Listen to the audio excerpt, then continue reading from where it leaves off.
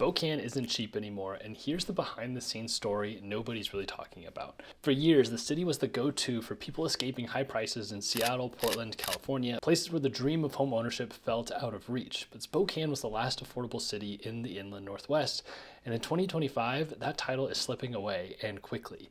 In this video, we're digging into the real numbers, the shift in buyer psychology, and the hidden costs that nobody's calculating, because whether you're renting, buying, investing, or just trying to stay in the city you love, affordability in Spokane is changing. And if you're new here, I'm Haydn with the Halsted Home Team, your Spokane real estate resource, and my team helps you relocate into, out of, or across the city of Spokane. And so if you'd like more information or help with your real estate needs, use the contact info down below. So let's start with the numbers. As of fall 2025, the true median sales price for a home in Spokane is about $420,000. I remember just 5 years ago, you could find that exact same home in the mid 200,000s. So now taking a look at the income, the median household income in Spokane is between $65,000 and $73,000, depending on whether you're looking at the city or the county numbers. And that means that the typical buyer needs to spend 5.5 to 6 times their income just to buy a median priced home. Traditionally, we would want that number to be closer to 3 to 4 times. So we've clearly passed that affordability threshold. And now if you're feeling priced out, you are not imagining it. Only about a third of Spokane households can realistically afford to buy at today's prices without stretching their budgets. And the rest, they're stuck renting or moving further out or just feeling frozen, which brings us back to the topic of renting. Renting should feel like a fallback or a safety net when it comes to having a roof over your head, but that may not be the case right now. Because right now, the average rent for a 2-bedroom apartment in Spokane is somewhere between $1,500 and $1,750.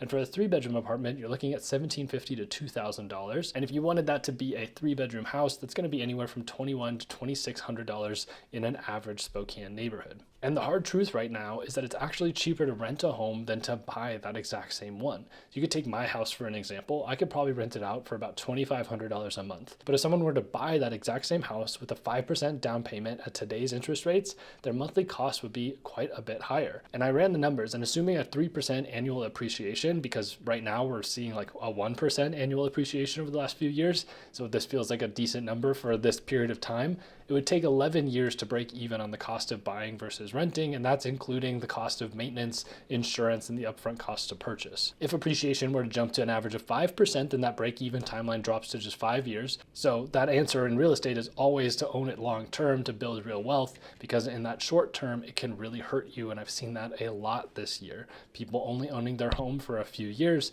having no appreciation at all, and then getting really stuck when they need to sell. So now let's touch base on interest rates and how that's affecting affordability. Luckily, today the Federal Reserve met and announced a 0.25% rate cut with plans to do 2 more before the end of the year, which is more bullish, more cuts than we were expecting to hear about. So that does sound great, right? But if you've been watching the market, you know that mortgage rates don't always follow what the Fed does. In fact, this exact same time last year, there was a federal rate cut, but inflation, the CPI report, was similar where it is today, and the mortgage rates actually went back up after that federal rate cut. So we're hopeful that mortgage rates will continue to go down, but most of them are priced in right now. And so mortgage rates are sitting around 6.15% today.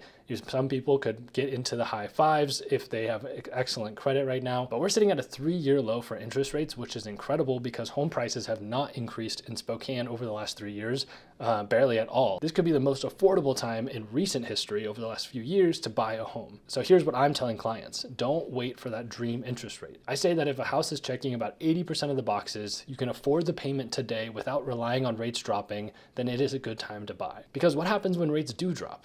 Buyers will flood back into the market. In fact, mortgage applications jumped 30% just this week in the news of the future rate cuts.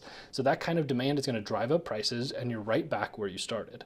So what does affordability actually look like now? If you're working with a sub $300,000 budget, that used to actually go a long way in Spokane, but today it puts you in very specific neighborhoods like Logan, Hilliard, Bemis, Whitman, and parts of West Central.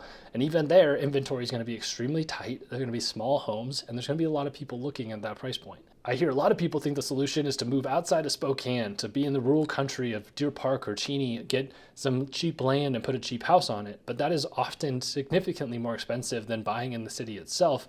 And there's no magic suburb where prices are just $100,000 lower than that average price point. And what I'm noticing day to day is people want more financial breathing room. I have a client right now who got a pre-approval yesterday for $700,000, but she's choosing to buy at $350,000 because she wants to protect her monthly budget. She's thinking about groceries, gas, daycare, lifestyle, not just whether the bank says she can afford it. And honestly, that's smart because mortgage lenders don't factor in your grocery bill. They don't ask how much it costs to fill up your tank and if you want to take your kids on a trip this summer.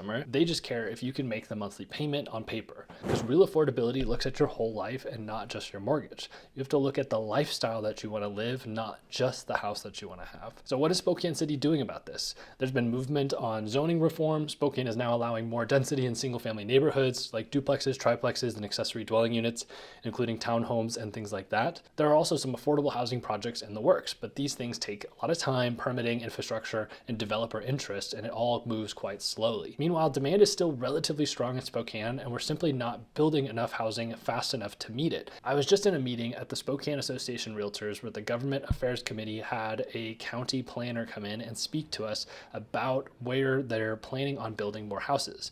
And the thing about the city of Spokane and our government as a whole is that we have a disagreement on how many homes we still need or properties we need in order to meet the demand of Spokane. Their numbers show that we need about 8,000 homes to meet demand, but based on research that the Spokane Realtors have paid for, we actually need closer to 25,000 to meet demand to make sure that housing stays affordable here in the Spokane area. The crazy thing is we're not even close to hitting that 8,000 number that the government thinks we need, so we're just as far away as possible from hitting the actual numbers of housing units that we need here in the Spokane area. But to provide some perspective, Spokane still feels very affordable to people coming from large metro areas, and that's a big part of why demand hasn't dropped off. I am meeting with people moving from parts of California weekly, and they're looking for a place where they can walk to a park, where the average neighborhood has amenities less than 10 minutes away from their front door, and where their dollar stretches much farther than it does in the Bay Area, LA, or Orange County.